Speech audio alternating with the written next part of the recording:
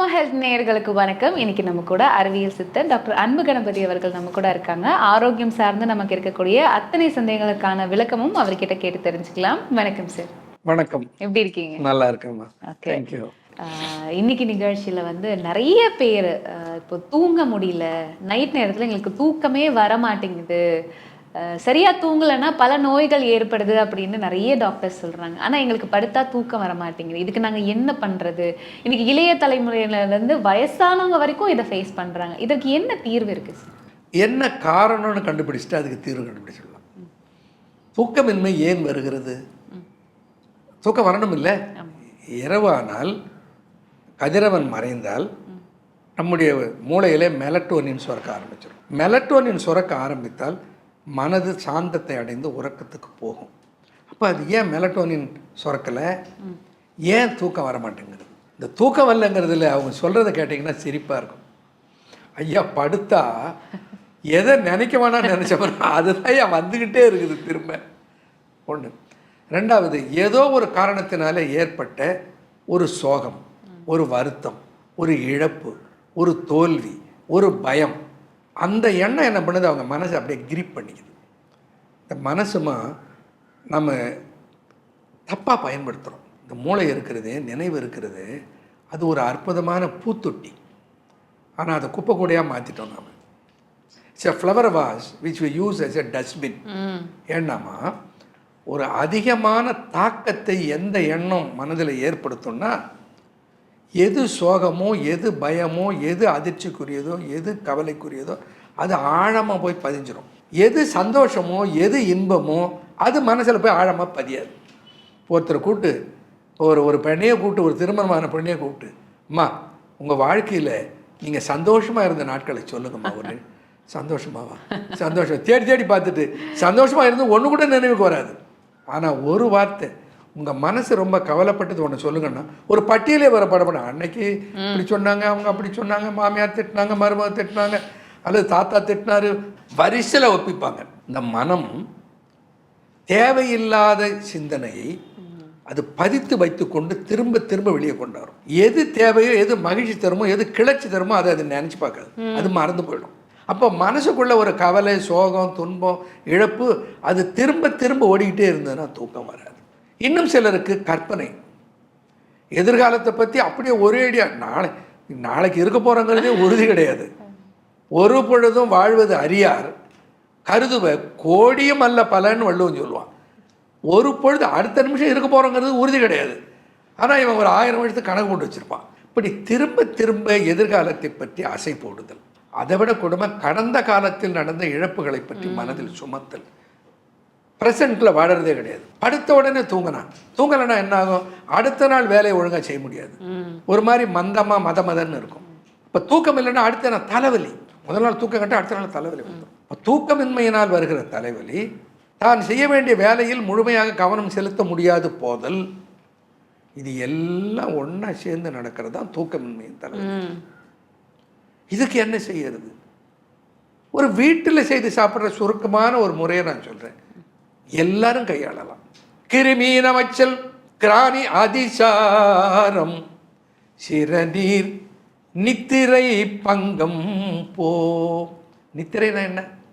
தூக்கம். பங்கம்னா குறை. பங்கம் ஆயிட்டான், பங்கு போட்டான். பங்கு என்றால் குறைந்து போதல். சிறநீர் நித்திரை பங்கம் போம், செப்பில் உருவழகும் காந்தியும் உண்டாகும், கசகசாவின் குணத்தை தேர்ந்தவர்க்கு விந்துமாம் தேர் சொல்றார். எல்லாருக்கும் இது கசகசா தெரியாதவர்கள் கிடையாது. கசகசாவை சில நாடுகள், சில அரபு நாடுகள், சில மேர நாடுகள் அதை தடை செய்து விட்டார்கள். எதனால? கசகசா அந்த காயிலே இருந்து கசிகிற பிசுந்தான் ஒப்பியம். கசகசாவை ஒரு போதை மருந்தாக கருதுபவர்கள் பல மேலை நாட்டவர்கள். அதெல்லாம் அவர்களை கசகசாவை பேண்டு கசகசா. ஏன்னா நம்ம நாட்டில் கசகசா இல்லாத குருமாவே கிடையாது, கசகசா இல்லாத கறி குழம்பு கிடையாது. ஏன்னம்மா இந்த கசகசாவுக்கு செரிமான சக்தியை அதிகப்படுத்துகிற ஆற்றல் உண்டு. கசகசாவை அரைச்சி கூட தேங்காய் பாலை சேர்த்து அரைச்சி குழம்புல ஊற்றினா அந்த ருசி எப்படி இருக்கும், இந்த மனம் எப்படி இருக்கும்? இப்போ இந்த கசகசா செரிமானத்தன்மையை கூட்டுவதோடு அல்லாமல் நம்முடைய மூளையை சாந்தப்படுத்துகிற ஆற்றலுடையது. அதை சித்தர் எழுதுறாரு.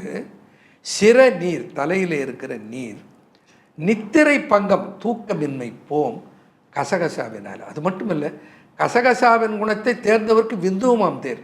இந்த செமன் கண்டென்ட்டில் ஸ்பெர்மட்டோசோவா நிறைய இல்லை, ஆலிகோஸ்பெர்மியா, ஏசோஸ்பெர்மியா, இப்படிப்பட்ட குறை உள்ளவர்களுக்கு கூட விந்துவனுடைய உற்பத்தியை அதிகப்படுத்துகிற ஆற்றல் கசகசாவுக்கு உண்டு. இது தேரையர் சொல்றார். உறக்கத்தை நன்றாக கசகசா தரும். எப்படி சாப்பிடலாம்? சிம்பிள், ஒன்றும் இல்லைம்மா, அளவு தெரியணும் நமக்கு. கசகசா சாப்பிட்னா உடனே ஒரு 1/4 கிலோ கசகசாவை போட்டு தைக்கப்படாது. கசகசாவில் ஒரு தேக்கரண்டி 3 கிராம் கசகசா, அதை தண்ணியில் ஊற வைத்து விட வேண்டும். ஊறிய பின்னால் அதை மிக்சியில் அரைக்கலாம், அல்லது அம்மியில் இட்டு அரைக்கலாம், கல்வத்தில் அரைக்கலாம், எப்படி வேணாலும் அரைத்து வடிகட்டி அந்த சாறை எடுத்துக்கோங்க. பாலை நன்றாக காய்ச்சி, பசும்பால் கிடைச்சா நல்லது. இப்போ பசும்பால் இல்லை, பால்னு ஒன்று வெள்ளையாக கொடுக்குறாங்க, வாங்கிப்போம். ஸோ 1 டம்ளர் பசும்பால் அல்லது ஒரு 30-60 மில்லி பசும்பால், இந்த பசும்பாலோடு இந்த கசகசாவில் பிழிந்தெடுத்த பால், கசகசா பாலையும் பசும்பாலையும் சேர்த்து கலக்கி, ருசிக்கு சர்க்கரை நோய் இல்லாதவர்களாக இருந்தால் ருசிக்கு வேண்டிய அளவுக்கு பனங்கற்கண்டோ அல்லது நாட்டு சர்க்கரையோ, அஸ்காவை யாராக இருந்தாலும் தவிர்த்துடணும், வெள்ளை சர்க்கரையை யாராக இருந்தாலும் தவிர்த்துறது நல்லது. அதை இரவு உறங்குவதற்கு முன் சாப்பிட்டு விட்டு குடித்து விட்டு படுத்தால் நல்ல தூக்கம் வரும். சிம்பிள், எளிய ஒரு தூக்கம் வருகிற முறையை நான் உங்களுக்கு சொல்லியிருக்கிறேன். அது எது? கசகசாவினுடைய பால். அதே மாதிரிமா யாருக்கு தூக்கம் இல்லைனாலும் தூக்கத்தை கொடுக்குற தன்மை இந்த மாசிக்காய்க்கு உண்டு. மாசிக்காய் இப்போ குழந்தைகளுக்கு உர மருந்துன்னு ஒன்று போடுவாங்க அந்த காலத்தில். கடுக்காயை கொஞ்சம் இழைச்சி, நல்ல விளக்கில் காட்டி கொஞ்சம் மாசக்காயை கொஞ்சம் இழைச்சி, கொஞ்சம் வசம்ப விளக்கில் சுட்டு, அந்த சுட்ட கறி ரொம்ப கவனமாக கையாண்டிருக்கிறார்கள். வசம்பு அப்படியே சாப்பிட்டால் உடலுக்கு நல்லது அல்ல. அதை எரித்து சாம்பலாக்கி விட்டால் அதை விட உடம்புக்கு நல்லது வேறு எதுவும் இல்லை. அதனால தான் அதுக்கு பேர் பிள்ளை வளர்த்தின்னு வச்சான். குழந்தைகளுக்கு வயிற்றில் வருகிற எல்லா உபாதைகளையும் அகற்றுகிற ஆற்றல் இந்த வசம்புக்கு உண்டு. பிள்ளை வளர்ச்சின்னு பேர். இதெல்லாம் உர மருந்தில் உராசி கொடுப்பார்கள், நல்லா உறங்கணும்னு சொல்லி. இப்போ மாசிக்காய் அக்கரங்கள் மாற்றிவிடும் ஆறா புன்னகற்றும் மெய்க்குருதி மாசக்காய் மென்மேலும் சொல்ல கீழ் பாலர் கனச்சூடும் பன்மேகமும் தொலைக்கும் வேலனைய கண்ணாய் விளம்பு. வேலை ஒத்திருக்கிற கண்ணுக்கு சொந்தக்காரியே உன்னிடத்திலே ஒன்று சொல்லுகிறேன் கீழ். அக்கரங்கள் மாற்றிவிடும். அக்கரம்னா வாயில் வர புண்ணை குணமாக்குற சக்தி உண்டு, ஆறாத புண்ணை அகற்றுகிற சக்தி உண்டு, நல்ல உறக்கத்தை தருகிற ஆற்றல் உண்டு. மாசிக்காய்க்கு இது நாட்டு மருந்து கடையில் கிடைக்கும். நாட்டு மருந்து கடையில் மாசிக்காய் கிடைக்கும். எப்படி இருக்குன்னா, மேலே முள்ளா இருக்கிற மாதிரி முண்டா இருக்கும் மாசிக்காயை பார்த்தா. கடுக்காய் தாண்டிக்காயிலேருந்து வித்தியாசப்படுத்தி பார்க்கறதுக்கு மாசிக்காய் உருளையாக இருக்கும், கொஞ்சம் சாம்பல் நிறமாக இருக்கும், அதில் முண்டாக மேலே இருக்கும். இந்த கொரோனா வைரஸ் மாதிரி பார்த்தா தெரியும். பலாப்பழம் மாதிரி அந்த பலாப்பழம் முள்ளா இருக்கும்மா, இது ஒரு மாதிரி முண்டா இருக்கும், லேசில் தூக்கி மாசிக்காய்னு கேட்டால் கொடுப்பாங்க. இந்த மாசக்காய் என்ன பண்ணணுமா, அப்படியே சாப்பிடக்கூடாது. சாதம் வேக வைக்கிற போது இந்த மாசக்காய் என்ன பண்ணுவாங்க, சாதத்தில் போடுவார். இது வெந்து வருகிற சமயத்தில் இந்த மாசக்காயை கலெக்ட் பண்ணி எடுத்து கழுவிட்டு உலர்த்தி இந்த நெய்யிட்டு லேசாக வறுத்து பிறகுதான் பயன்படுத்துவார்கள். அதுதான் அதுக்கு சுத்தி முறை. ஸோ இப்போது மாசக்காய் நல்லுறக்கம் தரும், கசகசா நல்லுறக்கம் தரும். ஜடாமாஞ்சில் என்று ஒரு மூலிகை இருக்கிறது, ஆயுர்வேதத்தில் ரொம்ப பயன்படுத்துகிறார்கள், சித்தாவில் நிறைய பயன்படுத்தும். இந்த ஜடாமாஞ்சலும் நல்ல உறக்கத்தை தரும். இப்போ ரொம்ப சுருக்கமான ஒரு முறை சொல்ல, இது 3 நாட்டு மருந்து கடையில் கிடைக்கிறது. ஸோ கசகசா, ஜடாமாஞ்சில், மாசிக்காய் 3ஐயும் சம அளவு நன்றாக அரைத்து மிக்சியில் போட்டு அரைத்து பொடி செய்து அந்த சூரணத்தை வைத்துக் கொள்ளுங்கள். இரவு பாலில் அதிலிருந்து ஒரு தேக்கரண்டி போட்டு கலக்கி குடியுங்கள், நல்ல உறக்கம் வரும். இந்த டெய்லியுமே எடுத்துக்கலாம். டெய்லியுமே எடுத்துக்கலாம். இதில் எதுவும் உடம்புக்கு எடுக்க போகிறதில்லை, சைடு எஃபெக்ட் வர போகிறதில்லை, ஹேபிட் ஆக போகிறதில்லை. இது உணவு. பாருங்கள், இன்னும் 2 மூலிகைகள் இருக்குது. ஒன்று பிரம்மி, இன்னொன்று வல்லாரை. வல்லாரை ஒரு செடேட்டிவ், நல்ல உறக்கத்தை தரக்கூடியது வல்லாரை. ஆனால் பிரம்மி என்ன பண்ணும், கொஞ்சம் விழிப்பு நிலையை தரக்கூடியது. ஆனால் பிரம்மியும் வல்லாரையும் சேர்த்து தன்வந்திரி என்று ஒரு சித்தன், அவன் பிரம்மி மண்டூகப்பரணி கிருதம் என்று ஒன்றை உருவாக்கினான். மண்டூகப்பரணி என்பது வல்லாரை, பிரம்மி என்பது நீர் பிரம்மி, இந்த ரெண்டு எதிரடை பண்புகளுடைய அந்த ரெண்டையும் சேர்த்து ஒரு மருந்தை உருவாக்கலாம். அதுக்கு பேர் பிரம்மி மண்டூகப்பரணி கிருதம்னு சொன்னேன். அந்த ஃபார்முலாவை பின்பற்றி தான் நான் ஒரு ஆராய்ச்சி பண்ணேன். இதற்கு பேரே பிராமின்னு பேர். இதில் என்ன, நிறைய பேர் வெறும் தனி பிரம்மிங்கிற நீர் பிரமையில் பண்ணுறான். இதில் நான் 10.5 ஆண்டுகள் ஆராய்ச்சி பண்ணேன், சயின்டிஃபிக் ஸ்டடீஸ். இது மூளையை சாந்தப்படுத்துகிறது. ஆட்டிசம் பேஷண்ட்டுக்கெல்லாம் இதான் கொடுத்துட்ருக்கேன். அவ்வளவு இம்ப்ரூவ்மெண்ட் வருகிறது. மூளையை சாந்தப்படுத்துகிறது, நல்ல உறக்கத்தை தருகிறது. எவ்வளவோ பேர் கடுமையான தலைவலியினாலே, உறக்கம் இல்லாமையினாலே, மனக்குழப்பத்தினாலே கஷ்டப்பட்டு கொண்டு இருக்கிறார்கள். இரவெல்லாம் படுத்துட்டு இருப்பான், ஒவ்வொரு தடவையும் மணி அடிக்கிறது கேட்கும், காலையில் எழுந்து வேலைக்கு போடுவான். எப்படி அவன் சுறுசுறுப்பாக இருக்க முடியும்? நல்ல உறக்கத்தையும் மன அமைதியையும் நல்ல ஒரு ஆரோக்கியமான சிந்தனையும் பிரைட்னஸ் இன் திங்கிங் இத்தனையும் கொடுக்கக்கூடிய ஒரு ஆற்றலை தருகிற மூலிகைகளை சித்தர்கள் கண்டார்கள். அதை பயன்படுத்தி தான் அந்த பிராமி என்கின்ற ஒரு மூலிகை தயாரித்தேன். இதில் என்ன இருக்கிறது? கசகசா இருக்கிறது, மாசக்காய் இருக்கிறது, இவளெல்லாம் கலந்து உற்பத்தி பண்ணுறோம். சிலவங்க படுத்த உடனே தூங்குவாங்க, ஆனால் பாதியிலே அவங்களுக்கு வந்து தூக்கத்துலேருந்து முழிப்பு வந்துடும், அதுக்கப்புறம் தூக்கமே வர்றது கஷ்டமாக இருக்கும். கரெக்ட். இரவு சிலர் உறங்கும் போது முதல்ல 10 மணிக்கு 11 மணிக்கு தூக்கம் வந்துடும், தூங்கிடுவாங்க. அப்புறம் திடீர்னு 3 மணிக்கு 2 மணிக்கு தூக்கத்தில் வீழ்ச்சிப்பாங்க. அதுக்கப்புறம் தூக்கம் வராது அவங்களுக்கு. இப்படி பல பேர் அவதி வருவார்கள். அதுக்கு தான் நம்ம என்ன சொல்லுவாங்கன்னாம்மா, கிராமப்புறத்துலேருந்து எல்லாருமே சொல்லுவது, உறங்க போவதற்கு முன்னால் படுக்கையில் போய் அமர்ந்து கொண்டு கொஞ்சம் தியானம் பண்ணுங்கன்னு சொல்லுவாங்க. தியானம் பண்ணுறதுனா என்ன? Erasing the thought of the day. அந்த நாளுடைய நினைவுகளை அழித்து விடுதல், மனசில் எந்த கவலையும் இல்லாமல். அப்படி நாம் ஒரு தியானம் பண்ணோன்னா சில பேர் தப்பாக எடுத்துக்கிறான். சில பேர் கடவுளை வணங்கிட்டு எல்லாம் தியானம்தான், ஒரு இறைவன் மீது ஒரு 2-3 பாசுரங்களை பாடிவிட்டு, அப்போ என்ன ஆகும்? அந்த மனசு அதில் இருக்கிற கலக்கங்களிலும் அதில் இருக்கிற தாக்கங்களிலும் இருந்து விடுபட்டு அது ஒரு அமைதியான நிலைக்கு மனசு போயிடும். அப்படி உறங்கினால் இடையிலே தூக்கம் டிஸ்டர்ப் ஆகாது, நல்லா தூங்கலாம். பொதுவாகவே எந்த ஒரு தேவையற்ற ஆழமான தாக்குதலை உண்டாக்குகிற எண்ணமும் எல்லா மனிதர்களுக்குமே 2:30 மணிலேருந்து 3:30 மணிக்குள்ளே ஒரு தடவை வரும். பெரும்பாலானவர்கள் அதான் சொல்லுவாங்க, பாதி ராத்திரியில் தூக்கம் போயிடுச்சுங்க, அப்புறம் தூக்கம் இல்லைங்க அப்படின்வாங்க. அவங்களுக்கெல்லாம் நான் சொல்லுவது என்னென்னா, சக்தி பரவச ஆனந்த யோகம் ஒரு ஒரு ஒரு ஒரு வீடியோ போட்டிருக்கேன் நான், வெப்சைட்டில் இருக்கிறது. அது என்னென்னம்மா, சப்கான்ஷியஸ் மைண்டுக்கு எப்படி போகிறது என்பதை சொல்லிக் கொடுக்குற ஒரு பயிற்சி. அப்போது எல்லா எண்ணங்களையும் அப்படியே அகற்றி கொண்டே வந்துவிட்டு ஆழ் மனதுக்கு வந்தோடனே ஆட்டோமேட்டிக்காக தூக்கம் வந்துடும். ஒரு ஒரு 5 to 10 மினிட்ஸுக்குள்ளே நைட்டு அந்த அது ஒரு வீடியோ மாதிரி ஆடியோவும் இருக்கும், அதை அப்படியே கேட்டுக்கிட்டே இருந்தாங்கன்னா தூங்கிடுவாங்க. அப்படி என்ன சார் அதில் சொல்லியிருக்கீங்க? இது நல்ல கேள்வி. என்னென்னம்மா, முதல்ல வெளியில் அலைந்து கொண்டிருக்கிற மனதை ஒருமுகப்படுத்த வேண்டும். ஒருமுகப்படுத்துவதற்கு ஏதாவது ஒரு காரணி இருக்கணும்.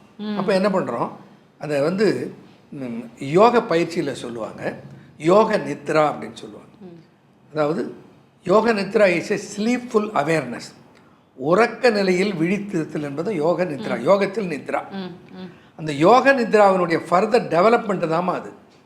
முதல்ல அவங்கள மல்லாந்து படுக்க சொல்லிவிட்டு ஒரு 3 முறை மூச்சை இழுத்து விட சொல்லிவிட்டு, அதற்கு அடுத்து ஒவ்வொரு உறுப்பாக காலில் இருந்து ஆரம்பித்து மனசால் அவங்க சொல்லணும், என் கால் விரல்கள் ஓய்வு எடுக்கின்றன, என் கால் விரல்கள் களைப்பு நீக்கம் அடைகின்றன, என் கால் விரல்களில் ஒரு புத்துணர்ச்சி பாய்கிறது. Just imagine, nothing. நான் என்ன சொல்கிறேன், பாரதியார் சொல்லுவார், பாவித்தல் போதும் பரமநிலை எய்ததற்குன்னு பாரதியார் சொல்லுவார். பாவனை செய்தால் கூட தப்பு இல்லைப்பா, அதில் நன்மை கிடைக்குமானால். பல நேரங்களில் இறைவன் இருக்கிறானா இல்லை என்ற ஆராய்ச்சிக்கே போகாதீங்க. இறை நம்பிக்கை உங்களுக்கு ஆறுதல் அளிக்குமானால், இறை நம்பிக்கை உங்களுக்கு ஒரு சந்தோஷத்தை கொடுக்குமானால் அதை பின்பற்றுங்கிற நான். யாருக்கும் பாதகம் இல்லாத வகையில் நமக்கு மேல் ஒரு சக்தி இருக்கிறது என்று அதை உருவமாக வணங்கினாலும், அல்லது நீங்கள் நாங்கள் என்ன பண்ண உருவமாக வணங்குவது இல்லை, ஆனால் உருவ வளர்ச்சிக்கு நாங்கள் எதிர்ப்பு சொல்கிறது கிடையாது. ஆனால் ஆழ்ந்த மனதுக்குள்ளே போய் அமைதியாக அப்படியே தியான நிலையில் இருத்தல், எண்ணமற்று இருத்தல்.